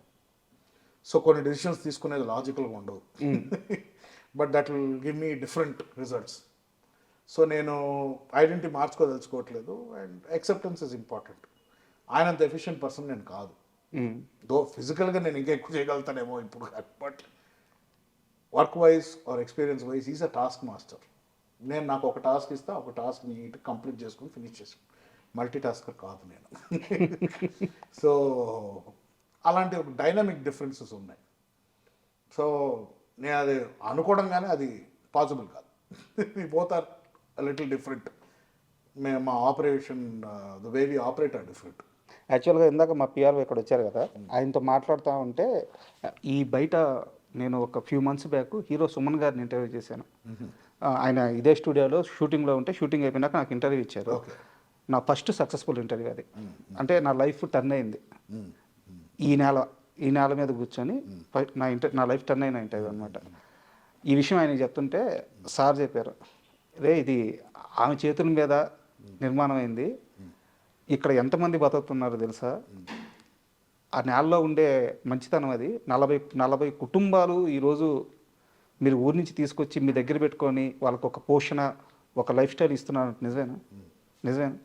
100%. ఇక్కడ ఉన్న స్టాఫే ఉంటారండి, ఇక్కడ 20-30 పీపుల్ ఉంటారు. అండ్ ఆవిడ సపోర్ట్ చేసే ఫ్యామిలీస్కి ఇప్పుడు చెక్స్ వెళ్తుంటాయి. సో ఆవిడ ఇచ్చిన మాట ఎప్పుడు తప్పలేదు. అండ్ ప్లస్ అదే కదా, సెల్ఫ్ ప్రమోషన్ ఉండదు ఆవిడది, ఎక్కువ ఉండదు. అదే నాకు అర్థం కాదు ఏంటంటే ఇలాంటి విషయాలు బయటికి ఎందుకు అర్థం చేసుకోవాలంటాను నేను. మనం ఇది మన మంచి అంటే మనకి లోపల హ్యాపీనెస్ ఇస్తుందంటే అది చాలు. ఇప్పుడు ఎంతమందికి హెల్ప్ చేసాం అనేది ఎందుకు చెప్పుకోవాలి బయటకి? హెల్ప్ ఎందుకు చేయాలనుకుంటున్నావు? ఒక పలానా పర్సన్కి హెల్ప్ చేస్తే నీకు హ్యాపీగా ఉంటుందేమో. నా ప్రాబ్లం ఏంటి, నాకు గిల్ట్ ఉండేది. మన లైఫ్ బాగుంది కదా మనకి, ఇప్పుడు నా కంపేర్ చేస్తే చాలామందికి సేమ్ ఈ లగ్జరీ ఉండదు కదా. సో ఎవరైనా కొంచెం హెల్ప్లో ఏమైనా డబ్బులు అడిగితే పోని మనం ఇచ్చేస్తే బెటర్ అని. ఇలా ప్రాబ్లం అయిపోయిందంటే దాని తర్వాత ఇచ్చుకుంటూ పోయి నా సొంత కారు అమ్మాల్సి వచ్చింది ఒక టైంకి. అవునా? సో ఆ రోజు బుద్ధి వచ్చి మానుకున్నా, ఓకే ఒక లెవెల్కి ఇవ్వచ్చు, నేను అంబానీని కాదు, ఇది కాదు, 1000 పీపుల్కి హెల్ప్ చేయడానికి. So I have my limitations. So help ఉన్నప్పుడు చేయి, లేకపోతే దేవుడు కూడా శ్రమించడని ఎవరు చెప్పారు. నీ దగ్గర 10 రూపాయలు ఉంటే 2 రూపాయలు 3 రూపాయలు హెల్ప్ చేయి, నీతో నువ్వు పెట్టుకో. ఓకే, నీ దగ్గర 1000 రూపాయలు ఉన్నప్పుడు అప్పుడు 100 రూపాయలు ఇవ్వు, ప్రాబ్లం లేదు. కానీ నీ దగ్గర 10 ఉండి నువ్వు 100 ఇవ్వాలని ట్రై చేస్తున్నప్పుడు నీ దేవుడు కూడా హెల్ప్ చేయండి నీకు అని పంతులు ఎవరో చెప్పారు. చూడండి, అది నీ ప్రాబ్లం ఉందన్నారు. సో ఆ గిల్ట్ వల్ల నేను చాలా మిస్టేక్స్ చేశానండి. ఒక గిల్ట్ అంటే నేను ఒక పాయింట్ తర్వాత ఎయిటింగ్ అయి మానేశాక నా అమ్మకి అర్థమైంది, వీడికి సంపాదన లేదు, యాక్టింగ్ అడిగాను, సో ఎంతో డబ్బులు పాకెట్ మనీ ఇవ్వాలి కదా, అది ఈరోజు వస్తుంది. ఇప్పుడు ఐ డోంట్ హ్యావ్, ఇప్పుడు కొన్ని నేను వరీ అవ్వాల్సిన అవసరం లేదు. బట్ కొంతమందికి అది లైఫ్, కొంతమందికి రేషన్ కావాల్సి వస్తుంది, అప్పుడు I feel a little bad. కాదు, నాకు డౌట్, ఎందుకు మీరు ఈ ఆస్తిని మీరు స్వతహాగా సంపాదించుకునే డబ్బుని వేరువేరుగా చూస్తారు? చాలా ఇంటర్వ్యూలో చెప్పారు మీరు ఇదే విషయము. అంటే దాంట్లో ఏముందండి చెప్పడానికి? దీనికి వారసుడు మీరే కదా. వారసుడు కొన్ని వేల కోట్ల రూపాయలు ఎక్కడ పడితే అక్కడ ఆస్తులు. నా ప్రకారం వారసుడు అంటే ఈజ్ అ గేట్ కీపర్. సంపాదించి పోగొట్టకుండా చూసుకోవాలి. నేను ఈ ఎగ్జాంపుల్ నేను అంత క్లియర్ కట్ గా చెప్పాను కదా. నేను సంపాదించిన డబ్బులు నాకు ఎలా తెలుసు ఎలా వాడాలో చెప్పాను కదా. ఇప్పుడు నాకు 21 years నాకు 10,000 వస్తే వెళ్ళి స్టార్ అవుట్లో తగలబెట్టాను. ఈరోజు 10,000 వస్తే ఇంకో 2-3 గురించి ఆలోచిస్తాను నేను. మనకి ఏముంది, ఇప్పుడు కొంచెం సేవ్ చేద్దామా, రేపటికి ఏమైనా కావాలా, అది. So difference. సో ఒక ఏజ్, ఒక ఎక్స్పీరియన్స్ కావాలి. అంతవరకు నేను సంపాదించిన డబ్బులు నా డబ్బులు కాదు. ఇప్పుడు నాన్న నాకు ఇచ్చే పాకెట్ మనీ నాకు ఎంత బాధాకరంగా ఉంటుందంటే చూడు, ఆ గిల్ట్కే కొంచెం చారిటీలు ఎక్కువ అయిపోయింది మధ్యలో. దీంతో వాడుకున్నారు చాలా మంది. ఎలా సార్ పాకెట్ మనీ అంటే ఆ రోజు నా మాట ప్రకారం యాక్టర్గా వెళ్ళాడు కాబట్టి వీడికి ఒక మెయింటెనెన్స్ చేయాలి, ఇవన్నీ చేయాలి కదా. బట్ ఏ నెలకి ఆ నెలకి ఇవ్వడం కాకుండా దానికి ఒక ప్రాసెస్ సెట్ చేశారు. నెలకి ఇంత అమౌంట్ వచ్చేటట్టు సెట్ చేశారు. అంతే. చాలా దూరం వెళ్ళి ఆలోచించారు. అంటే ఐ థింక్ దానివల్లే నేను కొంచెం మెంటలీ కూడా లేజీ అయ్యాను నా ఫీలింగ్. కోవిడ్ తర్వాత చాలా ఎఫెక్ట్ అయ్యాను అఫ్కోర్స్ లాస్ట్ తర్వాత. బట్ అదే నాకు రేపు మాపు నాకు ఫుడ్ ఉండదు అని ఆలోచిస్తే అంత టైం ఉండేది కాదు నాకు ప్రాసెస్ చేయడానికి. ఐ షుడ్ హ్యావ్ వెంటనే వెళ్ళి ఇంకో ఎడిటింగ్ ఏదో ఒకటి తీసుకొని ఏదో ఒకటి స్టార్ట్ చేసేవాడు. బట్ నాకు ఆ లగ్జరీ వచ్చింది. ఆ లగ్జరీ గిల్ట్గా మారింది మళ్ళీ. పనికిరావు నువ్వు, హ్యాపీ ఎన్ని రోజులు ఇంకా అదే పాకెట్ మనీ. మీకు అభ్యంతరం లేకపోతే ఆ అమౌంట్ చెప్తారా నెలకి ఎంత వస్తుందో? ఏది అండి 3 to 4 or something becomes 3-4 lakhs. Yeah, crores కాదు, lakhs. బట్ దాంట్లో నాది EMIs. I don't say everything. నాకు మళ్ళీ ఇదే డౌట్, మీకు ఈఎంఐ లేదు, మీరు ఇంత పెద్ద సామ్రాజ్యానికి వారసులు. That is the principle. Every time you take anything, ఏదైనా తీసుకున్నా లోన్స్ తీసుకో, banks are there, will give you. Tax కరెక్ట్గా, సిబిల్ బాగుంటుంది, రేపు ఒక ప్రాసెస్ అంటూ బాగుంటుంది. ఫైనాన్షియల్ ప్రాసెస్ అనేది ఉండాలి. So don't step outside the system. మీ కొంచెం గ్రౌండెడ్ ఉంటే రేపు మనకి వెన్ మనకి రేపు మాపో we need help from the banks. ఏదైనా చేయాలనుకుంటుంటే, if I want start a venture, develop relationship with the banks. ఉన్న డబ్బులను అలా తగలబెట్టేసుకుంటే ఎలాగా? Rotation is important. That is any smart parent would do that. Savings, rotation, EMIs, CIBIL is very important in life. So అది 100% ఒక procedure అండి. ఇప్పటికీ finance అంటే నాకు కొంచెం ఐఎమ్ మోర్ క్రియేటివ్ పర్సన్, నేను అటు సైడ్ ఉంటాను. కానీ ఫైనాన్షియల్ వచ్చేసరికి నాకు చాలామంది అడ్వైజెస్ కావాలంటే తెలిసి ఫ్రెండ్స్ కానీ I take every one's advice ఏం చేయాలి, ఎందుకంటే నాకు అంత ఐడియా లేదు. బట్ ఇంత ఆస్తిలో సగం % వీళ్ళమ్మ మీ పేరు మీదే ఉందంట కదా? ఉండనేమండి, ఉంటే రేపు అది ఆ టైం వచ్చి నేను మేనేజ్ చేయాల్సి వస్తే నేను మేనేజర్ దానికి. I'm not the owner, I'm always the servant of Vijay Krishna movies అని నేను ఫీల్ అవుతాను. 2000 కోట్ల వీళ్ళమ్మ ఉంది మీ పేరు? నాకు తెలియదు అండి, నిజంగా తెలియదు. తెలుసుకోలేదా? నాన్న అడగలేదు? ఎందుకు తెలుసుకోవాలి? నాన్న అడగలేదా? ఎందుకు? నేను అది వాడినప్పుడు నాకు ఎందుకు? వాళ్ళు సంపాదించిన వాళ్ళు అది జాగ్రత్త చేయడం మన పని, అంతే. నాకు ఒక విషయంలో మీ మీద రెస్పెక్ట్ చాలా పెరిగింది. అంటే మామూలుగానే మీ కష్టం నాకు అర్థమైంది. ఎడిటర్గా ఆల్రెడీ కొంత అచీవ్ చేసిన కుటుంబం నుంచి ఒక జల్సా చేయాల్సిన వయసు ఉంది, డబ్బు ఉంది, అంత ఉన్నా సరే మీరు కష్టపడిన తత్వం అంతా చూసిన తర్వాత నాకు మీ మీద రెస్పెక్ట్ పెరిగింది. దానికంటే కూడా మీరు వేరే ఇంటర్వ్యూలో ఒక మాట అన్నారు, నాన్నగారికి పుట్టిన వేరే బిడ్డలు కూడా నా తమ్ముళ్ళే, మేము బ్రదర్సే, వాళ్ళ కేరింగ్ కూడా తీసుకోవాల్సిన సమయం వస్తే నాదే, మేము ముగ్గురం చాలా బాగుంటాము అని చెప్పేసి ఒక మాట. మీ పేరు నాకు 100% రెస్పెక్ట్ పెరిగింది. సో నేను చూసుకున్నప్పుడు మీరు రెస్పెక్ట్ చేయండి. ఆ సిచ్యువేషన్ వచ్చి నేను చూసుకున్నానంటే వాళ్ళని సరిగ్గా అప్పుడు చెప్పండి. అప్పటి వరకు నేను మాటే చెప్పాను, మాట ఇచ్చా, కానీ నేను ఇప్పటి వరకు అది ప్రూవ్ చేయలేదు. ఆ సిచ్యువేషన్ వచ్చినప్పుడు when I succeed in that, then you tell me I respect you. But మీరు ముగ్గురు బ్రదర్స్ కదా, కలుస్తుంటారా మీరు ముగ్గురు? Talk on the phone. Mostly second బ్రదర్తో ఎక్కువ కాంటాక్ట్లో ఉంటాను. ఓకే. చెన్నైలో ఉంటాడు. వాళ్ళ రిలేషన్ నాన్నగారితో ఎట్లా ఉంటుంది? బాగానే ఉంటుందండి. ఇది టాక్ రెగ్యులర్లీ. ఆయన నాకన్నా ఎక్కువ డాడ్తోనే మాట్లాడతాడు. వీకెండ్ ఒక రోజు ఫోన్ చేస్తాడు నాకు, సండే ఒక రోజు నాతో మాట్లాడాలి. సో ఒకవేళ మిస్ అవుతే వీక్ డేలో ఒక రోజు కాంపన్సేట్ చేస్తాం. సో అలా మెయింటైన్ రిలేషన్. ఈ loves me a lot, I love him. నాకు అంటే వాడితో చిన్నప్పటి నుంచి పెరిగాను కదా నేను. ఐ వాజ్ 10th స్టాండర్డ్, నేను 7th 8th ఉన్నప్పుడు పుట్టాడు. సో ఆల్మోస్ట్ కలిసే పెరిగాం. అది ఆళ్ళ కొడుకు, స్టెప్ బ్రదర్ ఇవంతా అది రాదు కదా. కలిసి పెరిగినప్పుడు ఆ బంధమే. ఏజ్ని ఎలా చూస్తాను, అంతే కదా. ఇట్ ఈస్ అల్టిమేట్లీ చాలా మంది ఇప్పుడు మన పెట్స్ని తెచ్చుకుంటాం ఇంటికి, వాళ్ళకి మనకు బ్లడ్ రిలేషన్షిప్ లేదు, మన బ్రీడ్ కూడా కాదు. అంతే కేరింగ్ నేచరు. ఆబ్వియస్లీ నేను తేజాని నేను ఒక ఇన్ వే ఒక సన్ లాగే చూస్తా నా బ్రదర్స్ని. నాకని చాలా చిన్నోళ్ళు, బిగ్ బ్రదర్ అయినా కూడా అలాంటి ఒక దీంట్లో చూస్తాం. సో ఎప్పుడు ఆ కాంపిటీషన్ ఇవన్నీ కాదు. సో అదే when they look up to me, I will give everything. But ఇక్కడ ఒక సన్నటి లైన్ ఉంది. నాన్నగారి పనుల్లోకి మీరు ఇన్వాల్వ్ కాకపోవడము, ఆ లైను పట్టుకొని ఇద్దరి పరిధిలో అంటే తండ్రి కొడుకులే, బట్ ఇంత పెద్ద వ్యవహారాన్ని నడిపేటప్పుడు ఏంటంటే ఒకరికి ఇచ్చేయాలి, ఒకరిని ముందు పెట్టాలి, ఒకరి వెనకాల ఉండాలి. సో అది ఎలా మ్యాచ్ చేసుకున్నారు, ఎలా కుదిరింది అది? న్యాచురల్గా కుదిరిందండి. He is a very efficient man. అన్నీ చూసుకుని పొద్దున్న లేచిన దగ్గర నుంచి ఈవినింగ్ వరకు ఆయన ఎంతసేపు పడుకుంటారో ఆయనకే తెలియదు, కానీ కంప్లీట్ చేయాలంటే టాస్క్ కంప్లీట్ చేస్తారు. ఆయన ఎప్పుడైతే టేక్ ఓవర్ చేశారో అక్కడి నుంచి నాన్ స్టాప్గా is been sitting on developing Vijayakrishna Green Studios and everything. So ఒకళ్ళు తీసుకున్నప్పుడు ఇనిషియేటివ్ మనం జస్ట్ వెనకాల సపోర్ట్, ఆయన పని చేయమంటే నేను చేస్తా అంతే. సో దాంట్లో ఎప్పుడు రెండు తలకాయలు ఉండకూడదు బిజినెస్లో. ఒకళ్ళు లీడ్ చేస్తున్నారంటే కరెక్ట్, ఒకడే, ఇంకొకళ్ళు వచ్చారంటే ఉన్నది కూడా చెడగొట్టుకుంటాం. అంటే ఇక్కడ నాకు అర్థం కాదు ఏంటంటే చాలా చిన్న చిన్న లిమిట్ ఆస్తుల దగ్గర సినిమా సెలబ్రిటీకి సంబంధించిన వారసులు పిల్లలు మీడియా ముందుకు వచ్చి గొడవలు పడతా తల్లిదండ్రుల మీద అన్నదమ్ముల మీద రకరకాల ఇష్యూలు అవుతూ ఉంటాయి అన్నమాట. సో ఇన్ని వేల కోట్ల రూపాయల ఆస్తులు ఉన్నా కానీ ఏ రోజు విజయ నిర్మల గారి కుటుంబం నుంచి ఒక్క మనిషి మీడియాకి ఎక్కువ రోడ్డుకి ఎక్కువ ఆస్తి విషయంలో ఒక్క మాట ఒక్క సందర్భంలో మాట్లాడిన సందర్భమే లేదు. సో అది పెంపకం నుంచి వచ్చింది అనుకోవచ్చు. అంతేనండి, అంతే అనుకోవాలి, ఇంకేమనుకుంటాను. నచ్చుతుంది అంటే సోల్ క్యారియర్ గ్రాండ్ మా భుజాల మీద మొత్తం ఫ్యామిలీని మోస్తుంది. సో ఇప్పుడు ఏంటంటే ఆ ఒక పేరుని నిలబెట్టడం మన బాధ్యత, కానీ దాన్ని ఇప్పుడు తీసి మనం 100 రెట్లు చేసేది ఏం లేదు. ఆవిడ చేసిందే గ్రేట్, దాన్ని ప్రిజర్వ్ చేసుకొని మనం పర్సనల్గా ఏం చేసుకున్నాం అనేది గ్రేట్ ముఖ్యం. సో ఇక్కడ పిక్చర్లో నేను అనేది ఉండదు.